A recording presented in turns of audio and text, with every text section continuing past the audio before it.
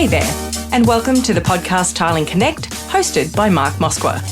This show is designed to connect people with the best information intended to strengthen the business of tiling. To keep up to date with all the episodes, don't forget to subscribe. Tiling Connect is brought to you by Lux's Grates, the leaders in aluminium drainage, which are UV stable, rust proof and customisable on site. Available at your local tile or plumbing shop. Hey everybody, Mark here from Tiling Connect. Welcome to today's episode. I have the honour and privilege of speaking with another professional tiling contractor all the way over from, all the way over in Perth, WA this time. I've got John Nicolaou from Performance Tiling with us today. John, welcome to the show. Morning, Mark. How are you? Mate, doing really well. It's things are great. I'm over here in sunny Queensland, and she's. I think winter is gone.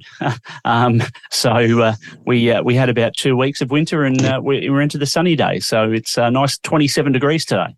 Beautiful, mate. I think it's going to be 26 on Saturday here, so we're all looking forward to that. Yes, it's that transitional period, right, where we go from cold to warm and we're like, yeah, the next few weeks are going to be awesome. And then the aftermath is not so great because then you start hitting the 40s and the humidity and you're like, can we go back to 3 weeks ago? That would be excellent. No, that's right. And all the jobs that have been delayed by rain also bottleneck. So yeah, it's gonna be an interesting period, mate. But look, hey, welcome, and thanks for making some time to chat with us today and to share your story with a wider audience and community as we've been building it. Mate, look, I'm going to hand it straight over to you. I'd love to give you the floor, and if you could tell us a little bit about, if not a lot about yourself and Performance Tiling, mate. Give us a look in on your story. Thank you. Look, mate, I finished school in 99, finished year 12, didn't know what I wanted to be. I actually joined the Navy, believe it or not. And I was about to do my medical to be continue on in the process. And I thought, I don't think this is for me. So Mum and Dad had a fruit and veggie shop, which I used to work in weekends, after school, holidays, the whole lot. Yep. Doing a delivery for Dad in the city, and I just happened to grab the newspaper, I had a look, and there was a tiling, not apprenticeship, but a sort of like a young tiler required. So I made the call. That was on a Saturday. Went and saw the guy Saturday afternoon and started on the Monday, and that was the 22nd of November, 99. Worked for him for probably 18 months. And then I had a contractor sort of come up to me and say, look, love the way you work. Because I was doing work on the weekends after work. He goes, I've got some work. I can basically mentor you, teach you how to go, and then you're out on your own. So that lasted another 6 months. So then I think it was like the end of 21, I set up Performance Tiling. It was just myself and my apprentice, which I still have working for me nowadays. And then we sort of gradually started doing housing and started to go. And I remember driving through the city. I was like, geez, I'd love to do one of these buildings one day. Yeah. And that was, 20 odd years ago. And now sort of transitioned into like a more commercial space around the 2012, 2013. Wow. So we've sort of been in this commercial space for the last 10 years. So now we have a 47 staff under us. Wow, that's huge. So it's a big beast to feed every week. Yeah. It's amazing. It's amazing. That's an amazing story, mate. Look, I find it incredibly interesting about a lot of the professional tiling contractors that we've had on this program the last 12 months. I think everyone has had a very similar story regarding how they found tiling and how they found the trade. It's usually, I wouldn't say it's an accident, but it's just been one of those. It's like an epiphany, right? They've just they've seen it somewhere and gone, that looks really interesting, and they've gravitated towards that, and they've built these incredible companies. Yeah, well, tiling was never on my radar. Yeah. It was always, well, I did a plumbing work experience for a few weeks, but then the plumber actually ended up moving over to Queensland, so he couldn't give me an apprenticeship. Wow. So it was sort of like I didn't know which avenue I wanted to take, and it sort of, I suppose, tiling found me. So yeah, that's incredible. I think between yesterday and today, speaking with a couple of different guests and yourself, I think both come, and this is the most amazing thing that I love hearing about the industry is that between the two companies, there's over 80 people that work in two tiling companies that I've spoken to in the last 24 hours. So it's a decent number. It's a big number, and it's so encouraging to see for, future generations that still being built out there, like, that we're uncovering, these amazing companies that people have. So that's really cool. Good. Well, mate, you've 47 people in your business, right? It takes a lot of hard work and dedication and perseverance to build that sort of company. And so what do you attribute to some of the key ingredients that have helped you build that successful business? Look, I have a great team behind me. As I said, I've still got my apprentice that started back in 2004. My brother started with me, Robbie, back in 2007. And I've just lost my ops manager, which had been with me since 2009. He just wanted to get out of the industry, just had enough of it, which is fair enough. But, I've got a great core group.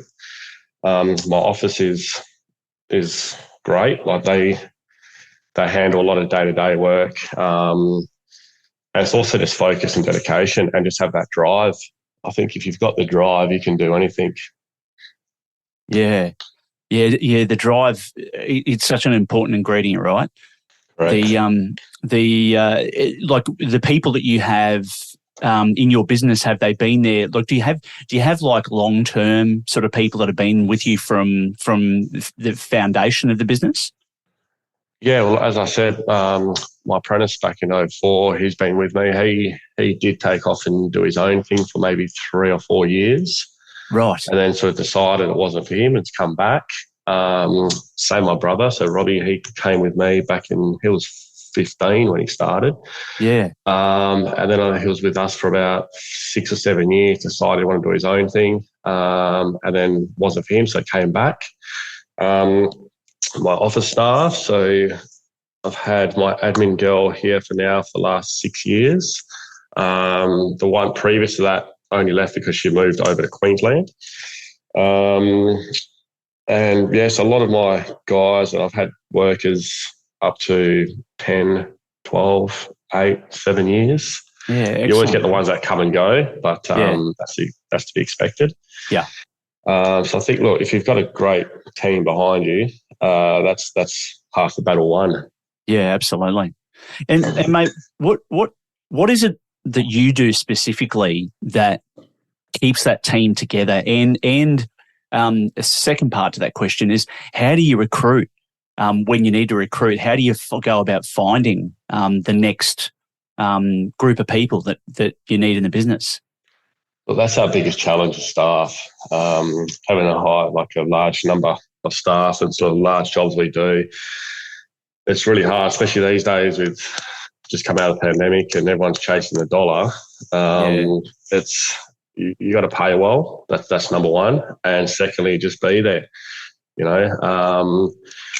do fun things in the office. So every Thursday we'll do an office lunch. So someone in the office has to bring in a lunch. We've been doing that for the last probably 6-7 years. Oh wow, that's cool. That's sort of something that we all in the office congregate together for an hour and talk a bit of crap and have a bit of fun. Yeah. The guys on site, it's just sort of always being there for them. Like knowing if they're going through a bit of a drama or going through a hassle, just being there, I suppose, and praise and what's the word for it? Appreciative of them. That's the biggest thing, because without your staff, you don't have a business. It's as simple as that. Yeah. So. Yeah, look, I agree with you, mate. That's that there's some awesome things that you're doing there, and it is important. Supporting people and supporting your team is such an important ingredient in building a really positive, flourishing business. So good on you, mate. That's great. Yeah. Because not only you're a boss, you're a psychiatrist, you're a father, you're a brother, you're a dad. So you wear many hats. Absolutely, yeah. I completely feel you. That's wow. Very cool, man. Very cool. Well, hey, talking about the building and construction industry, it's such a wide and wonderful place, and there's a lot to it. What is it specifically that you like about it? What is what gets your juices flowing every day you get up, knowing that you're going to a new job or a new set of jobs, or dealing with any of the other 100 things that you're possibly doing each day? Look, mine at the moment is securing a job. So some of our jobs may take 3, 4, 5, 6, 12 months to secure. So that's sort of my role at the minute in the business, and that's what keeps me going, is that drive to win the job. Because people don't understand how long it actually takes to win a job, to get that over the line. So that's what gets me going. So I feel like a lot of work is done in the back end before you actually start. So starting a job, and then obviously towards the end of it, then seeing that job finish up and handing it over, and sitting back and say, geez, that job really took 3 years by the time you sort of first landed the email at a price to when you actually sign it over. That's sort of what gets me going every day. Is it the value of the job that you like more, or would it be the complexity of the tiling that is something that you enjoy? What, or is it a combination of both? Value is definitely a key factor, but it's also the job itself. So if we're doing something that's quite iconic around Perth or WA, I can say, well, look, I've done that job. That's ours. Yeah. There's a lot of times we drive through and I'll say, oh, we've done this job, we've done this job, we've done this job. It's like, geez, you don't even know. You sort of forget about it half the time until you actually physically drive past the job.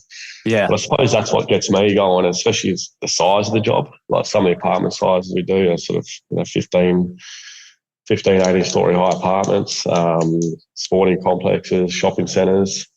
So knowing that you've done that and that's and technically that job will sit there for the next 20, 30 years. So yeah, my kids will be telling their kids, my dad did this, or your grandfather did this. Absolutely. That's so cool. Yeah, no, that's I find it interesting even today, and I'm the same. Like when because I come from a retail tiling sales background as part of the mix of things that I did as I was growing up. That's sort of where I started in the tiling industry. I started working as an assistant manager in a retail showroom here in Queensland, and I learned a lot about tiles and tiling. And some of my best mates today are still tilers. Yep. And when I drive through Brisbane, particularly Fortitude Valley and a few other places, there's some big projects that I won, and I still remember the very first massive project that I won. I think it was for Hutchies back in the day, and I think we supplied. I think it was about maybe 4,000 or 5,000 square meters of like a fully vitrified porcelain tile for a commercial mixed commercial development. And I'll never forget it because it was such a big thing. It was like a $40,000-$50,000 order. And when you're a young kid in the tiling game and you're working for a company and you put all this hard work in for months and months and months and nothing happens, and then all of a sudden you get this phone call from a cadet contract administrator, and they're like, "Oh yeah, hey, we need this tile. Can you come and see us?" And so I get it, right? It's that sort of that reputation of the work that you've done previously will always be there. So a lot of people don't understand the amount of work that goes into actually procuring a job, especially these days with all the compliance and the admin that goes into it. It's out of control. You probably spend 100, 200 hours prior to even starting the job. Yeah, that's insane. That's insane. Well, mate, obviously, did you say 21 years, right? 20 or 21 years that you've been at this now. And obviously over that period of time, you've encountered some big challenges in the business. Talk us through what was one of your biggest challenges that you had to face, and how did you overcome it? Look, I don't think there was nothing stands out. There's a lot of little ones like day to day. It's staffing is the biggest challenge in my business. Is just trying to maintain staff and keep staff. Well, when I say maintain and keep, it's just actually staff coming up to us and saying, I want $5 an hour more or $10 an hour more, or we're going. So you got to try to massage that and work with that. That's an ongoing challenge. I feel like in the last probably 5-10 years, the compliance side of tiling's gone, has switched. So back then it wasn't, you wouldn't have, say, your waterproofing company come up and say, you need to do this, this, this, this, and this. It'd be go to site, get it done, sign off, see you later. But the amount of work that we are doing now, fixing up work that's 10 years old, you can see why it happens now. So it's all these little things that compliance is a big thing. A lot of arse covering. Yeah, right. So now, like I say to especially my senior guys on site, it's like, if you see something's not right, document it. Just document every single detail on site. Yeah. It doesn't matter how minute it might look right now. We're on that site to cover our ass from start to finish. Yeah. So it's that. So you're not only going there to tile a job, you're going there to cover yourself. So if something does pop up in 5, 6, 12, 18 months later, you've got something there to back you up. Yeah. I find that. So it's not, the whole industry has changed in the last 5 years, and it's not a bad thing. It's just sign of the times, I believe. Yeah. And mate, you're right. I mean, there are a lot of changes happening in that space. How do you adapt to that though? Like, obviously you're spending a lot more time by the sounds of things in that administration part, for compliance, ensuring that, you've got all of the relevant documentation and all the boxes ticked and that sort of thing. And I imagine you'd be using, when you're checking things on site, you're potentially just taking photos of everything now, because everyone's got these, wonderful iPhones or Samsungs or whatever. You can literally document visually, and you can't argue with the picture, right? No, correct. If it's there, it's there. You're like, okay, well, we'll just keep a profile on every job that we've got, and if we've got 100 photos, well, so be it. We've got that for 5, 6, 7 years, so we can always refer back to that to have some evidence there. So, how have you had to adapt in that admin side of things? Have you had to put more people on? Are you doing it yourself? Like, what's your process there? No, so we've got 2 estimators downstairs at the minute, but Mike, our main estimator, has gone more on a project management side. So every job is we have a folder for every job. Every job has documents, photos, any email that comes in with that, it's all recorded. So every single job that we have done in the last sort of 3 to 4 years, we have every email in there, every photo in there. If there is anything, so if we need to go back, it'll take a bit of time, but we've got it there. But like I said, it's literally a full-time job, just documenting and admin. That's essentially all he does. So it's probably, I would imagine, 80% of his week is project admin. Yeah, wow. Versus pricing and estimating. Yeah, that's incredible. but you need to do it. Otherwise you don't. It can get you in a big world of hurt. Yeah, absolutely. Well, I mean, look, I imagine it's been a long time since I've been on a commercial job site, but I imagine that there'll be a lot of complex and challenging things that arise on a job site, particularly in that tiling space, and more than likely you need, obviously to have all of the right documentation set up and completed for each job, but also then your relationships with your contractor or the builder or anybody else that's on the job site that you're reporting through to. Plus, I suppose building product suppliers would play a part in that too. I mean, are those? I imagine you've got that sort of structure set up. We do. The biggest challenge we face with sites, because we're on a site for anywhere up to 12 months, is the team that's on that site, on the builder. You have your CA, you have your project manager, all your site guys. You establish a relationship with them, it's all great. But then towards the back end of the job, they may quit halfway through a job. They may leave and go and work for someone else. So they may get promoted to another job. So all that sort of relationship you've got on that job specific is just gone. So does that happen? Does that happen often? It happens quite a lot. Yeah, really? Wow.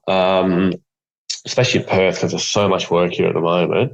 So should we point the finger at the recruiters? Because I used to be one of those people, and I know some of the recruiters are very good at stealing staff. Yeah, well, that's happening quite a lot. So that's our biggest challenge, is trying to maintain that. You might have said something and had a handshake deal with someone on site, and it's been great. And as soon as he leaves, that's gone. Yeah. So it's like I said, it's just a matter of always dotting your I's, crossing your T's. For a job that's only 2 weeks, 3 weeks, 4 weeks, it's fine. There's no issue there. It's just these longer lasting jobs. You just need to have all that document in place all the time. A brief word from our sponsor. Are you looking for a water drainage solution that serves its purpose and adds a touch of elegance to your space? Lux's Grates are here to revolutionise your indoor and outdoor applications. Whether it's a shower, bathroom, balcony, pool, or any other area, Lux's Grates is the ideal choice. It's quick and easy installation that you can bang out in just over an hour. Their standard grates offer a classic and timeless look, while the next generation style adds a modern twist to your space.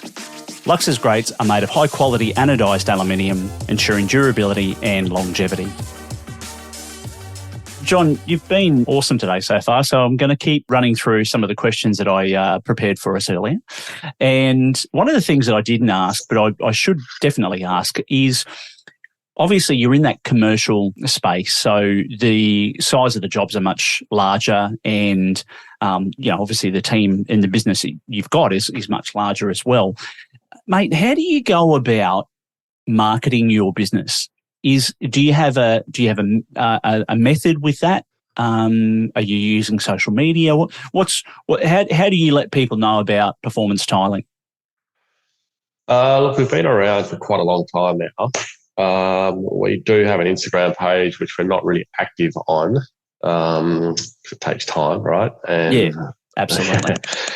We have a website, which we updated probably 3 years ago, which probably needs updating again.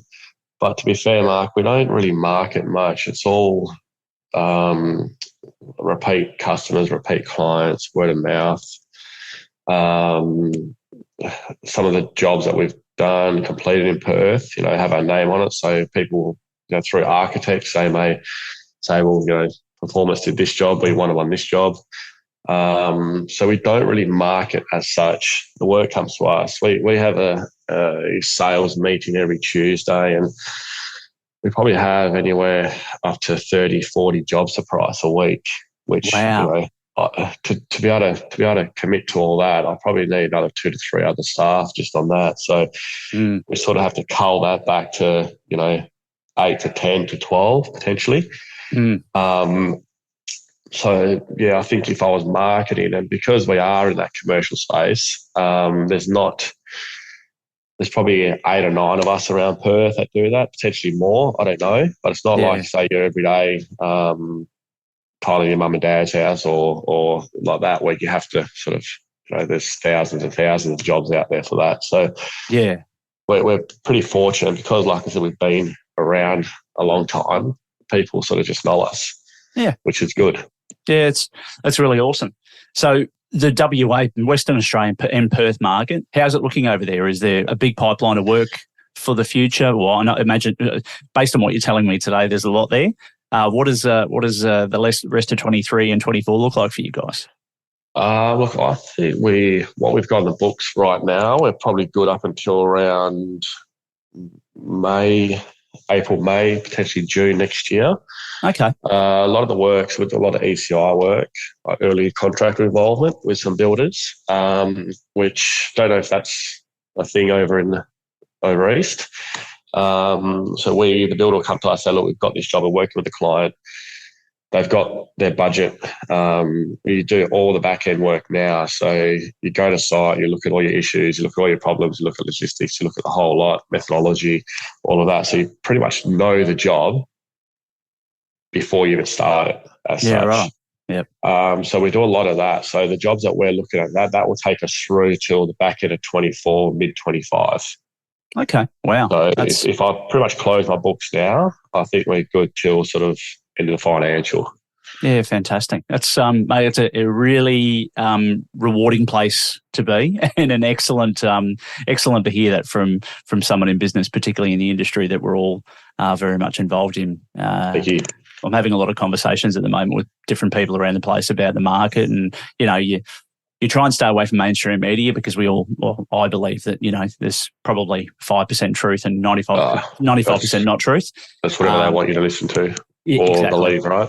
Yeah, 100%. Yeah, it's exactly right. So, they keep banging on about recessions and all that sort of stuff. But mate, we've never been. I'm 46, and I don't think we've ever been in this particular position before in our lifetime. It is that we've got such a shortfall of dwellings. We need more buildings. The government's opening up the migration pipelines as wide as they can. Got all these people coming into the country. We don't have enough roofs over houses. We don't have enough affordable housing. I mean, the list goes on, right? So it's Australia-wide, isn't it? I mean, we're getting something like 10,000 people come in a month or something ridiculous like that. And we need something like 50, 60,000 houses a year, and we're only doing 10 or 15,000 at the moment. So and that's the same in every state. Yeah, and that's the same in every state, mate. Everyone's on go slow. It's like, okay, well, that's fine, but where are people going to live? Like, exactly right. So there is a lot of as damaging as it is to the people that don't have a home. There is a lot of prosperity in being able to know that there's a pipeline of work there, regardless of what happens to the markets. We just have to focus on what we can control, and hopefully for all of us, just keep bloody building. So that's the name of the game. But mate, that's awesome. So, John, you've obviously been around a while, so you've been in. Sorry, I should have asked. Have you been mainly in Perth your whole time? Is that where you sort of grew up? Born and bred. Born and bred. Perth. And your family, where are they from? Mum's Italian, so she was born in Italy.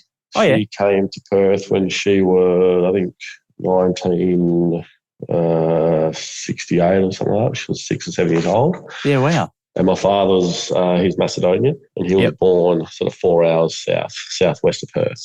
Oh, cool. Fantastic. That's great. Yeah. It's always really awesome to hear about people's family culture, because my family's from Poland. So, but yeah, that's cool. Were they born in Australia or born over? I was born in Australia. My grandparents came over in 46.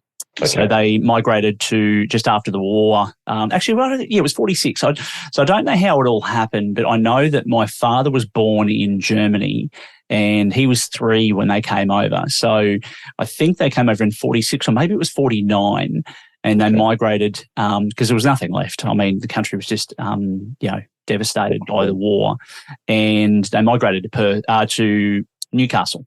and then from Newcastle went to Queensland. So, but my grandfather was a rifleman in the Polish Army.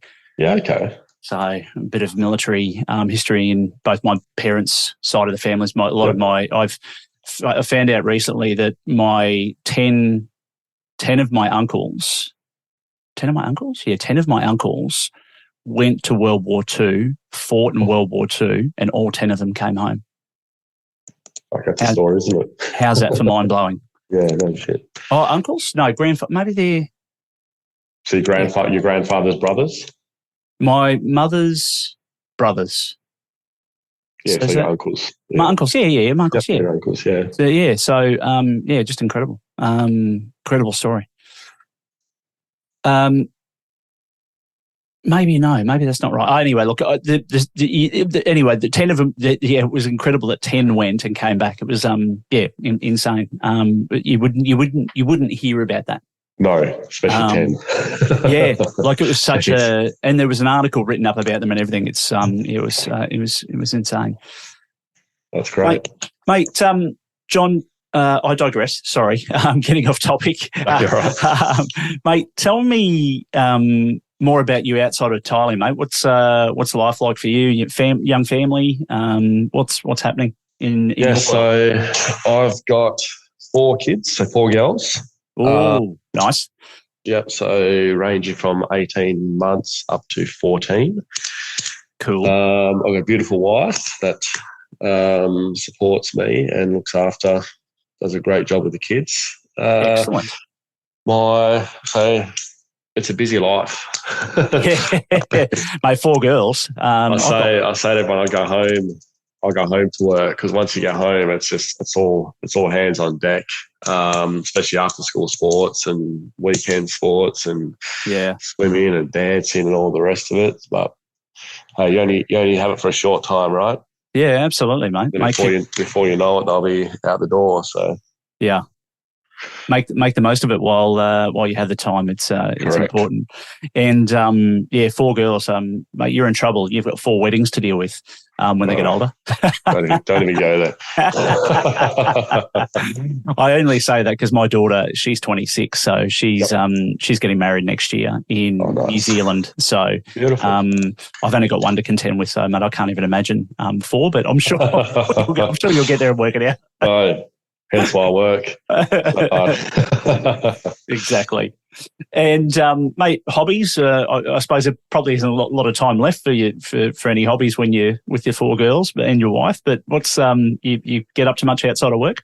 Look, I gym 4 times a week, so I'm not in the gym between sort of 4:30 in the morning and 5. Yep.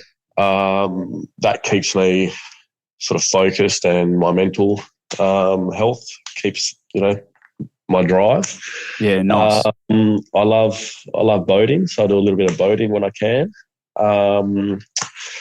That's about it, Mark. I really don't have time. One thing I do want to do, and my wife laughs at me every time I say it, but I do want to learn the drums. So that is on the cards to do. Oh, nice. So once I get a chance, I'll buy a set, and that will be me. So I don't know how long it'll last, but it's something I've always wanted to do. So that will be one of my hobbies coming up in the near future. Oh, fantastic, mate. It's always good to have that. I'm coining this phrase. I'm not coining this phrase. It's a phrase that's out there. But when you've got a BHAG, like a big, hairy, audacious goal, and I imagine that learning the drums would be exactly that. It would be a nice big goal to sink your teeth into. So good luck with that, mate. I hear. Look forward to hearing more about that. Yeah.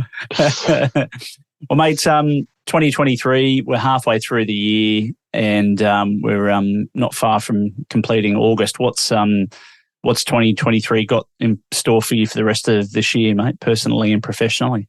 So professionally, we're coming towards the back end of quite a large job, so we need to have that sort of wrapped up by 30th of October. Then we're kicking another one off in the city, probably straight after that. Will probably lead us to about March next year. And then that's probably our next sort of large scale job. Nice. We've got a heap of work that we've sort of got to chew through before the back end of the year, I suppose. got a few things we're looking at, which I really can't discuss right now. But when of course, our next time we meet, I'm sure we can I can elaborate a bit more on that.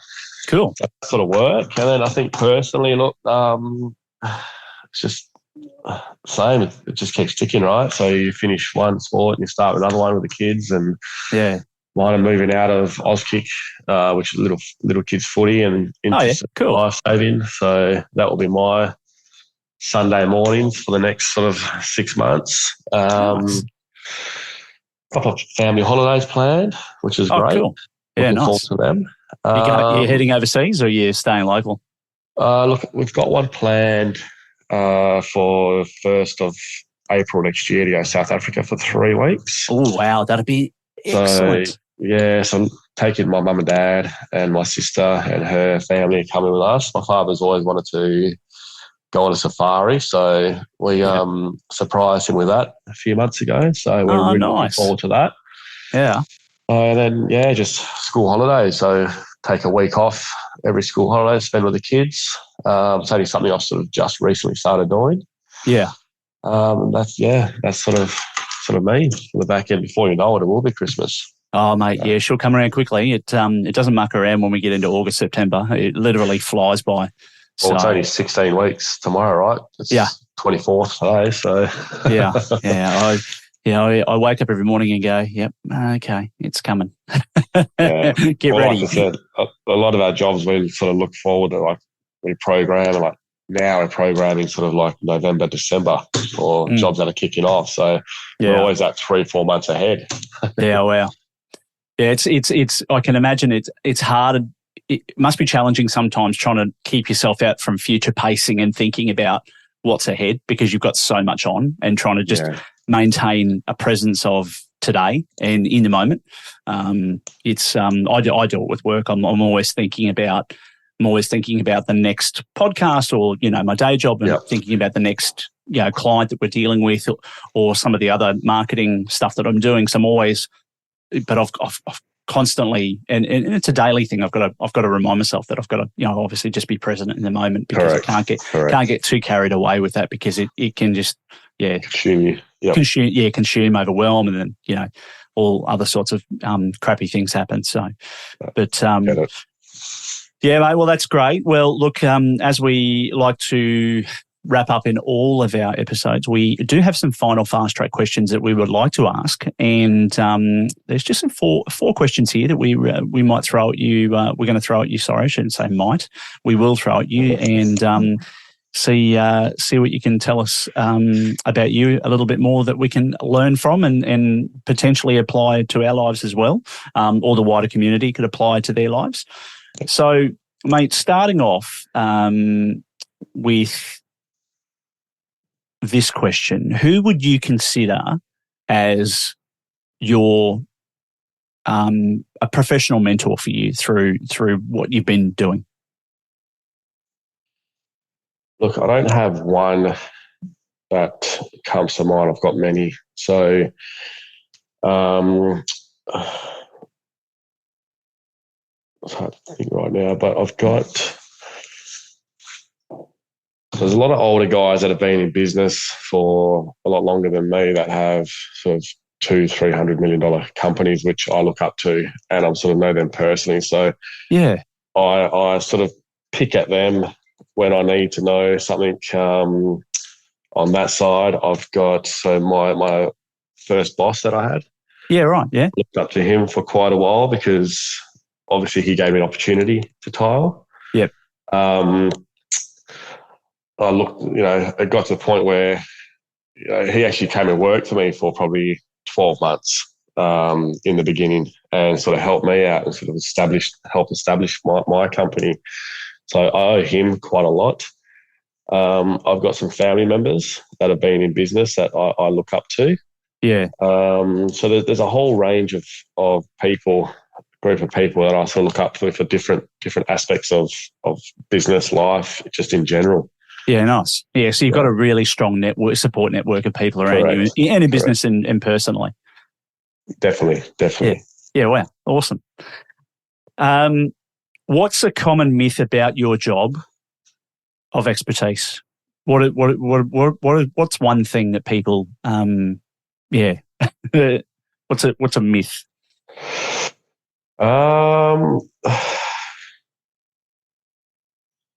Tiling isn't it's an easy job. Like you see, everything these days is getting bigger. Yeah. So gone are the days that, when I first started, if we laid a 6x6, that was like, in the western suburbs, a high-end house. You got to have money. Now we're laying panels at a 1.6 by 3.2. Yeah, wow. So, and there's a lot of you're not just a tiler anymore. Yeah. It's a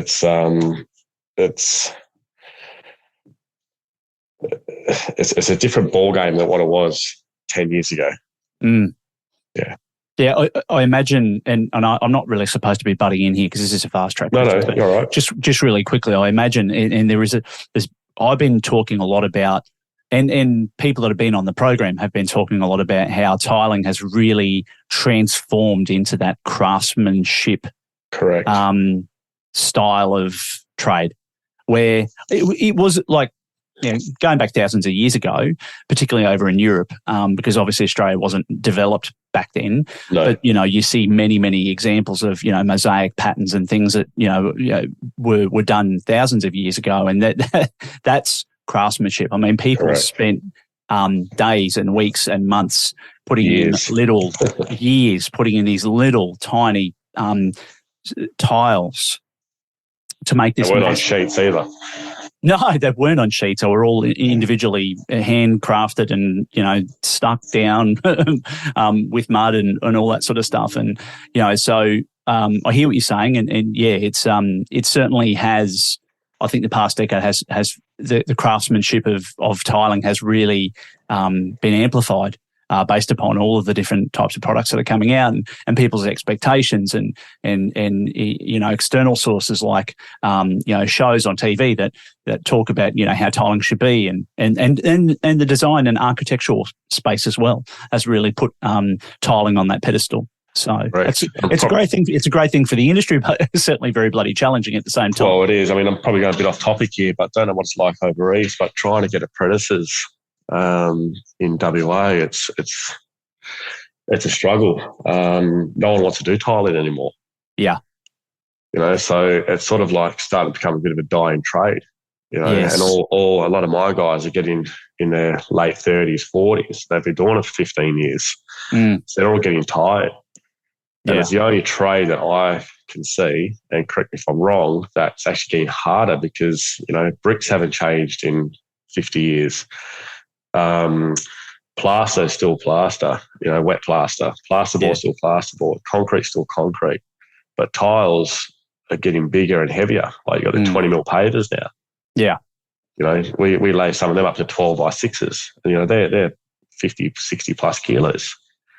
So you try to get an apprentice to try to lift one of them up. They can't do it. Yeah. We had one apprentice that went to TAFE this year, and that week, 6 of the other apprentices quit. The lecturer rang me up. He goes, "John, I can't continue. I guess to start next semester." Yeah, so look, it's definitely it's a challenge that I think is that's felt widely by the entire community around Australia. And it's getting harder to get younger people interested in the trade because they're not brought up. They're brought up differently. They're brought up in a very technical, digital age. Yes, and they're not where I think people like myself and yourself. I think we have seen we've lucky because I shouldn't say lucky. That's not the right word. We're fortunate because we've seen the best of both worlds. We've seen no technology and grew up with no phones and all that sort of stuff. So we know what, and we had our parents' generation teaching us very valuable lessons. And then we've seen the technical world or the digital world come in and we've adapted to that, where a lot of the young kids, including my own, I've got 2 young boys and they grew up purely on digital. That's the world they know. And it's a different mindset. and their mindsets are not. I'm lucky because my youngest is doing a plumbing apprenticeship. Nice. But some of them, a lot of the kids don't have the mindset of, hey, hard work, labour, and that's a challenge. And hopefully this podcast is helping. And I don't know specifically, but I'm hoping that it's helping share that message that, about tiling and strengthening the industry of tiling, because the more we strengthen it, the more people will want to know more about it and potentially inspire them to go, hey, I want to check that out. Yeah, definitely. I totally agree. Well, mate, sorry to get off topic, but that's okay, because that's what bloody podcasts are all about. And you know what? It's my show, so I don't care. Yeah, do what you want. Do whatever we want. So 2 more fast-track questions. I'll make these fun. Mate, on a scale of 1 to 10, how weird are you? Describe weird. No descriptions. Sorry, you just have to answer. I don't think I'm weird. My kids think I'm weird because I act a bit silly in front of them. They're telling me to stop being weird. Especially my eldest daughter, like I'll have the music really loud in my car and wind all the windows down at the traffic lights, and she's like got her head down. It's like, Dad, you're so weird, but I'm just having fun, right? That's a typical dad moment. I've done it too. I wouldn't say weird. Some people, I'm probably the most weird person in their life, but I think I'm pretty normal. Yeah. No, nice. Okay, we'll take that as a 1 being not weird, 10 being weird. We'll take that as a 3, I reckon. As a 3, yeah. I was going to say 3. Go 3. Cool. If you could go back and give your 18-year-old self one piece of advice, what would it be?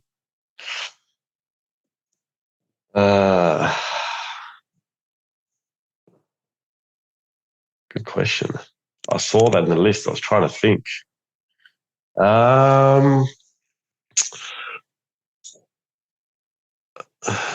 Stop and smell the roses, because before you know it, you'll be 41 years old and life's just flashed by you. Yeah, nice. I like it. I love it. It is. I still feel like I'm 20 years old, and I'm 40 plus, and it's like, where has that 20 years gone? Yeah. Yeah, absolutely. I know I'll be another 20 years. I'll be 60, and then if I'm lucky, I might make it 80.